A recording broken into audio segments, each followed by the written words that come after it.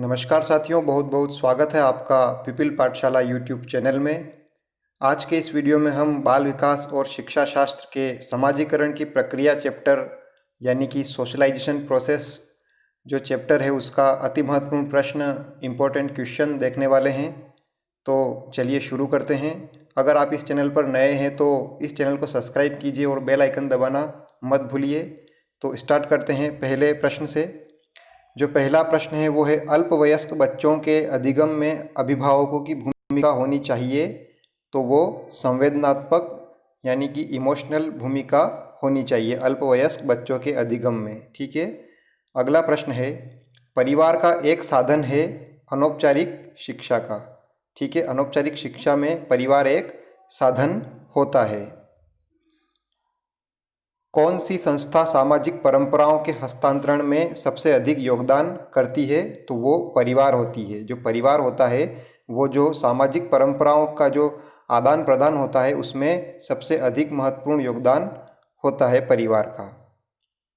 अगला है, सामाजिक अधिगम आरंभ होता है संपर्क से। जो सोशल लर्निंग होती है वो कहाँ से शुरू होती है? संपर्क से। ठीक है।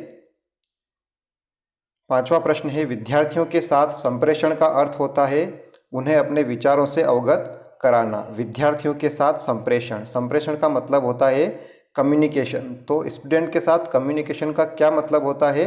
उन्हें अपने विचारों से अवगत कराना, हम क्या सोचते हैं ये उनको बताना। अगला प्रश्न देखिए, समाजीकरण है समाज के मानदंडों के साथ अनुकूलन। सोशलाइजेशन क्या है? जो समाज है उसके जो मानदंड हैं उनके साथ जो ठीक से अनुकूलन कर पाना। सातवां प्रश्न देखिए, बच्चों में अच्छे चरित्र के निर्माण के लिए कक्ष गतिविधि इस प्रकार से हो कि बच्चों को चरित्र का निर्माण में सहायता मिल सके। ठीक है, बच्चों के जो अच्छे चरित्र के निर्माण के लिए क्या आवश्यक होता है कि कक्ष गतिविधि यानी कि जो स्कूल की जो प्रोसेस लर्निंग की जो प्रोसेस होती है, जो गतिविधियां होती है वो ऐसी हो कि बच्चों के चरित्र निर्माण में सहायता मिल सके। समाजीकरण के संदर्भ में विद्यालयों के पास प्रायः एक प्रच्छन्न पाठ्यचर्या विद्यमान रहती है जिसमें निहित है, क्या निहित है? अंतःक्रिया व सामग्री द्वारा विद्यालयों प्रस्तुत किए जाने वाली सामाजिक भूमिकाओं से संबद्ध अनौपचारिक संकेत। ठीक है, समाजीकरण के संदर्भ में विद्यालयों के पास प्रायः एक प्रच्छन्न पाठ्यचर्या विद्यमान रहती है। तो उसके लिए क्या इम्पोर्टेंट है कि अंतःक्रिया व सामग्री द्वारा विद्यालयों में प्रस्तुत किए जाने वाली सामाजिक भूमिकाओं से संबद्ध अनौपचारिक संकेत, कि कैसे जो एक स्कूल जो है वो बच्चों को अच्छे से अच्छे उनके साथ क्रियाकलाप करके, उनके साथ गतिविधियां करके, शैक्षणिक गतिविधियां, वो अपना संपर्क उसके साथ स्थापित कर सके। अगला है, मनोसामाजिक सिद्धांत किस पर बल देता है? तो मनोसामाजिक सिद्धांत जो है वो उद्यम के मुकाबले में हीनता के स्तर पर बल देता है। अगला प्रश्न देखिए, समाजीकरण एक प्रक्रिया है मूल्यों, विश्वासों तथा अपेक्षाओं को अर्जित करने की। ठीक है, मूल्यों, विश्वासों तथा अपेक्षाओं को अर्जित करने की प्रोसेस है सोशलाइजेशन, समाजीकरण। अगला प्रश्न है, जनसंचार माध्यम समाजीकरण का एक महत्वपूर्ण माध्यम बनता जा रहा है। उपयुक्त कथन है, ये कैसा कथन है कि जनसंचार माध्यमों की पहुंच बढ़ रही है और जनसंचार माध्यम अभिवृत्तियां, मूल्यों और विश्वासों को प्रभावित करता है, कि जो संचार के साधन हैं वो बढ़ रहे हैं लगातार, और वो क्या होता है कि जो सोशलाइजेशन की प्रोसेस है उनको वो प्रभावित कर रहे हैं, उनसे उनको लाभ मिल रहा है।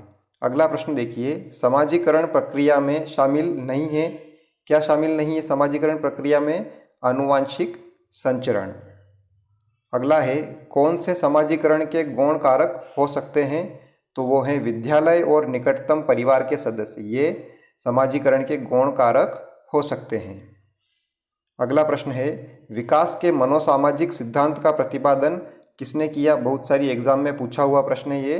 तो ये एरिक्सन साहब ने किया। एरिक्सन साहब ने विकास के मनोसामाजिक सिद्धांत का प्रतिपादन किया है। ठीक है। शिक्षा के संदर्भ में समाजीकरण से तात्पर्य है तो वो है सामाजिक वातावरण में अनुकूलन और समायोजन। ठीक है, शिक्षा के संदर्भ में समाजीकरण से क्या तात्पर्य है सामाजिक वातावरण में अनुकूलन और समायोजन। अगर अभी तक आपने इस वीडियो को लाइक नहीं किया है तो इसे लाइक ज़रूर कर दीजिएगा दोस्तों। अगला प्रश्न देखिए, समाजीकरण का अभिप्राय समाज के अन्य व्यक्तियों की प्रत्याशाओं, दूसरे व्यक्तियों के विचारों, समाज के मूल्यों तथा मानदंडों के प्रति व्यक्ति द्वारा किए जाने वाले अनुकूलन तथा अनुरूपता से है। यह कथन किसका है? तो ये किसने कहा है? रोजनबर्ग एवं ट्यूनर ने। ठीक है, ये सी टेट में ऐसे क्वेश्चन पूछे जाते हैं हमेशा। रोजनबर्ग एवं ट्यूनर ने यह कथन दिया है। इंकेल्स तथा दूसरे समाजशास्त्रियों ने समाजीकरण के अंतर्गत व्यक्ति के विकास की अपेक्षा संस्कृति की सीख को अधिक महत्वपूर्ण माना है। देखिए क्या कह रहे हैं यहाँ पर कि जो इंकेल्स और इनके जैसे दूसरे समाजशास्त्री हैं, उन्होंने समाजीकरण के अंतर्गत व्यक्तित्व के विकास की अपेक्षा संस्कृति की सीख को अधिक महत्वपूर्ण माना है। बेकमैन के अनुसार अन्य लोगों के साथ की जाने वाली अंतःक्रियाओं के परिणाम स्वरूप व्यक्तियों के जीवन में घटित होने वाली परिवर्तन की प्रक्रिया को ही समाजीकरण की प्रक्रिया कहा जा सकता है। बेकमैन साहब ने क्या कहा है कि अन्य लोगों के साथ की जाने वाली अंतःक्रिया के परिणाम स्वरूप व्यक्तियों के जीवन में घटित होने वाली परिवर्तन की प्रक्रिया को ही समाजीकरण कहते हैं। अगला है किम्बाल यंग। इन्होंने क्या कहा है कि समाजीकरण वह प्रक्रिया है जिसके द्वारा व्यक्ति सामाजिक और सांस्कृतिक क्षेत्र में प्रवेश करता है, समाज के विभिन्न समूहों का सदस्य बनता है तथा जिसके द्वारा उसे समाज के मूल्यों और आदर्श नियमों को स्वीकार करने की प्रेरणा मिलती है। तो ये कथन किसने कहा है? किम्बाल यंग साहब ने। अगला जो आखिरी प्रश्न है वो है, फ्रायड ने प्रारंभिक अनुभवों को व्यक्तित्व की नींव बताया कि जो बच्चा होता है उसके जो शुरुआती अनुभव होते हैं वही उसका व्यक्तित्व तय करते हैं। तो ये फ्रायड साहब ने कहा है। तो आज की इस वीडियो में इतना ही दोस्तों। थैंक यू सो मच देखने के लिए। आपको ये वीडियो कैसा लगा कमेंट के माध्यम से बताएं। इस वीडियो को लाइक कीजिए और अपने दोस्तों के साथ शेयर कीजिए और हमारे चैनल को सब्सक्राइब कर लीजिए और साथ ही बेल आइकन दबा दीजिए। Thank you very much.